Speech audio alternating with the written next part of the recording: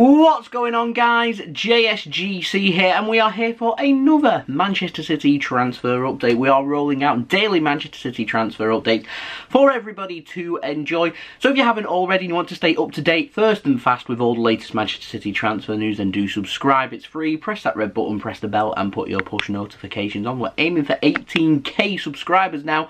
We're less than 400 subs away, so any help towards that would be much appreciated. Don't forget also you can find my social media links. They're in the description below and sliding across at the bottom of the screen if you want to go and follow me on my Twitter and Instagram. My email also in the description below too. If you want to hit me up for any sponsorships for any videos or any general business inquiries. I am looking for a sponsor for these transfer updates, so if you are interested then please do let me know through my email. Leave a thumbs up if you do enjoy this video. Once more, the like goal is 300 likes. We've been smashing them like goals actually over the last week or so thank you everyone to that. It is much appreciated. And also don't forget to leave your thoughts in the comments below of what you made of these transfers. I am always interested in what you do have to say with regards to these transfers, so do let me know in the comments below. So without further ado, let's crack on with this video, and we're going to start off first with the outs, and we've got an update on İlkay Gündoğan. Now, Fabrizio Romano, he said that Barcelona, they want to sign İlkay Gündoğan this summer. They have no bids yet in place for him. Talks are not believed to be at an advanced stage, despite yesterday's news about meetings taking place between İlkay Gündoğan's representatives and his uncle and Barcelona. But Barcelona are believed to be exploring the option of signing him this summer. Barcelona quite simply don't have money to sign him, and so this makes it very difficult to get this transfer done unless it's going to involve a player swap deal, and with no cash being involved, they're going to find it difficult to find the value of player-on-player type. I don't even know what the word is, to be honest with you, but yeah, they're going to find it difficult to be able to find the value of their squad, a player that's a value equal to that of İlkay Gündoğan to Manchester City. So it gets very sticky when you get involved with these swaps with no cash being involved. Life's a lot easier if you're paying for these players with cash. To be honest, what I'm wondering in the comments below is if İlkay Gündoğan was to be sold by Manchester City this summer, and I do hope that that does not happen, what would you be willing to accept for him? I've even put myself my own figure out there, and I'd be looking for north of £60 million. He's had an outstanding season for us. That price means City get profit on the transfer. It means a replacement can be signed and we still have money left over as well, and by that I mean they could find suitable replacements, including players that we've been linked with in the past. Players like Houssam Aouar, who can cover a defensive midfield as well, I think it'd be a really good option. Does a lot of the donkey work, does a lot of running, he's good with the ball as well, and he's believed to be available for what, around £50 million or so. So we still make a cool £10 million plus on that as well. But to be honest, I don't want İlkay Gündoğan to leave, and so I hope this story is just you know, bobbins and it's not existing, and we'll see. We will see. I don't personally think Gündoğan will leave this summer, but like I said, all the time, the summer is long, anything can happen. So moving on to the ins, and we've literally got an update on the majority of the players that City are interested in, and it's all coming via The Athletic. So everything that I'm saying to you right now is provided by The Athletic. So firstly, Romelu Lukaku. Manchester City aren't believed to be that interested in him right now. They have other targets in mind. He does, however, remain an option for Manchester City, but City are believed to take favour to other players instead. So Lukaku goes to the back burner. We have an update on Nuno Mendes as well. Manchester City are apparently willing to go up to as high as €50 million for him this summer. Sporting CP are believed to be wanting around €60 million plus an additional €10 million in variance as well on top of that.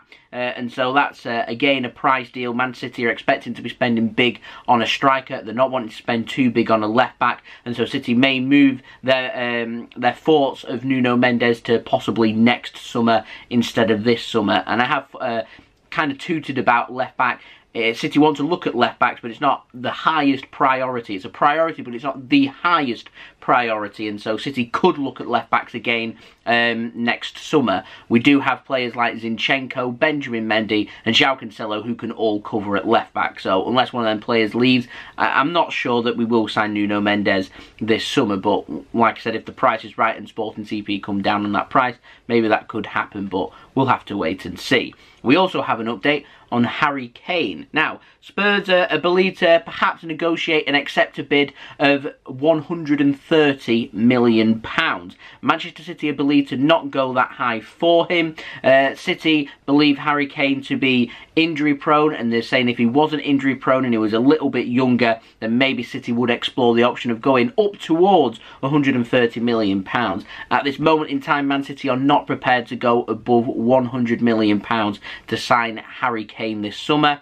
Tottenham are very confident that Harry Kane will not disrupt. He said he's too professional for him to disrupt the team, hand in a transfer request and refuse to play. That, in my opinion, is what it'll take for Harry Kane to leave Spurs this summer and to join Manchester City. But again, like I said with Ilkay Gundogan, the summer is long, anything can happen. We'll see. Now, this one, I'm taking a lot of interest in this one. Jack Grealish. Manchester City are apparently only going to have a look at Jack Grealish if an attacker is sold this summer. Bernardo Silva, at this moment in time, is believed to be the most likeliest attacker to perhaps leave Manchester City. And so, if that is the case, then City would like to bring in Jack Grealish as a player.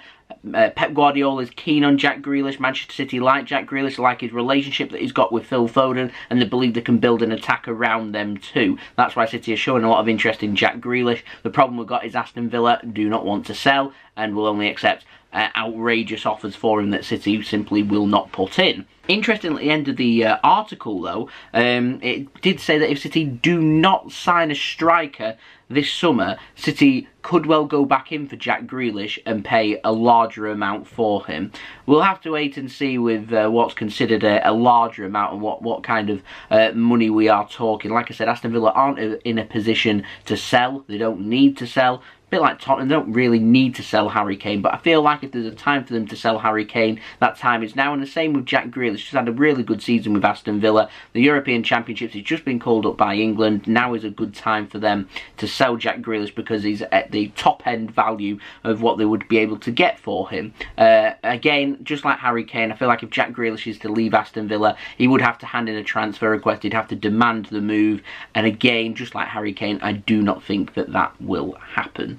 There we go. And lastly, in this transfer update, we've got an update on Declan Rice. Man City keen, Manchester United are also keen as well.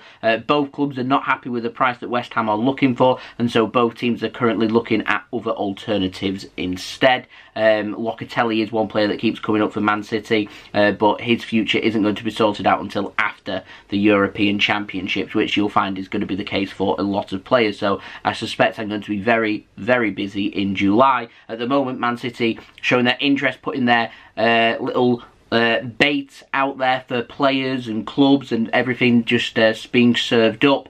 And I do feel like in the coming weeks we are going to start to get some nibbled and we'll start to get some proper movement in the transfer market. As it is, not as of yet. We are still waiting on some things like contract updates. It's worrying me that we don't have an update on Fernandinho. His contract is up June 30th.